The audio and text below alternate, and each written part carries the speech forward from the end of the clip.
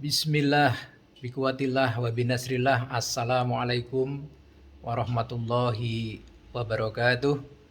Semangat pagi teman-teman. Hari ini awali dengan ngopi. Setelah ini kita akan melakukan perjalanan ke arah farm kita.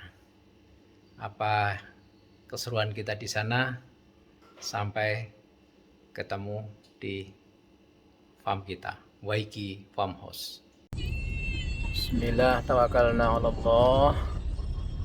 Mulai perjalanan dari Solo bagian utara paling barat, kita melalui jembatan rel kereta api Joglo. Jembatan rel kereta api ini diklaim sebagai jembatan paling panjang di Indonesia ya. Ini terbangun ketika masih masa Joko Widodo sebagai presiden dan anaknya Gibran masih menjadi wali kota Solo. Ini kenapakan jembatan itu.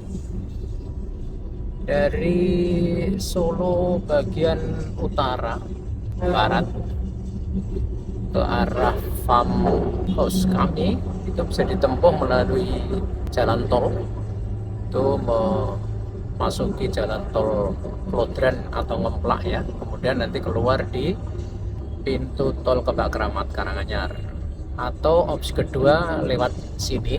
Jadi dikenal sebagai ring roadnya Solo, melalui Joglo, kemudian nanti melalui ini Wonoloyo ya. Ini pusat pemakaman terbesar di Solo, Wonoloyo. Kemudian nanti keluar ring road juga di daerah utara Palur atau Kebak Keramat ya. Baru nanti ke farm kami. Opsi ketiga adalah melalui jalan kota, nanti melalui depan kampus UNS, Universitas Negeri 11 Maret ya, bukan Universitas Negeri sendiri. Atau banyak orang yang nggak tahu UNS itu Universitas Negeri Surakarta katanya, padahal yang benar adalah Universitas Negeri 11 Maret. Kemudian Jugruk, Palur ya, bisa terus mengarah Karanganyar atau kiri ke arah Kebak Keramat nanti sampai ke farm kami. Kita ikuti nanti jalan-jalan menuju farm kami selanjutnya. Kita melewati area Kebak Keramat. Ini mulai persawahan. Kalau melewati area Kebak Keramat ini, rasa prihatin, rasa sedih seringkali terlintas ya. Saya ingat dulu kuliah dari dosen ketika di kampus, contoh di Kebak Keramat ini salah satu contoh yang kurang baik kaitannya dengan tata ruang, tata guna lahan. Jadi area Kebak Keramat ini luar biasa suburnya. Dia berada di pinggir Bengawan Solo. Jadi tanahnya adalah aluvial yang itu sangat subur, apalagi untuk padi. Dan di area Kebak Keramat ini dibangun saluran irigasi berasal dari Sungai Bengawan Solo. Nah ini saluran irigasinya. Ini luar biasa. Diambil dari daerah hulu, dibelokkan, kemudian untuk mengairi persawahan di Kebak Keramat, di Sragen ya. Cuma masalahnya adalah banyak juga dibangun industri-industri di sini. Di sawah-sawah dikonversi menjadi industri.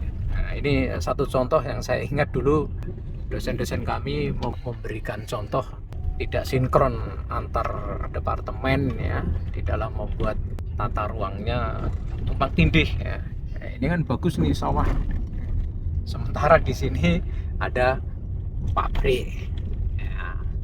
Nah ini saya kira menjadi satu PR kita semua ya, yang punya rasa keprihatinan, apalagi yang mempunyai tanggung jawab atau pemangku kepentingan baik di eksekutif ya, legislatif juga ya, Bapak teman-teman di DPR sana harus belajar dari kasus-kasus di Kebak Keramat ini, bagaimana itu jangan terulang untuk di daerah-daerah lain. Menuju farmhouse kami ada beberapa objek wisata. Ada Sondokoro ya, itu agrowisata yang dikonversi dari dulunya adalah pabrik gula Tasikmadu. Satu pabrik yang pada zaman penjajahan Belanda ini menjadi satu pabrik gula terbesar ya. Di samping juga pabrik-pabrik yang lain ya, di Jawa Timur juga banyak ya. Yang dulu pada zaman Belanda aja kita negara penghasil gula terbesar di dunia.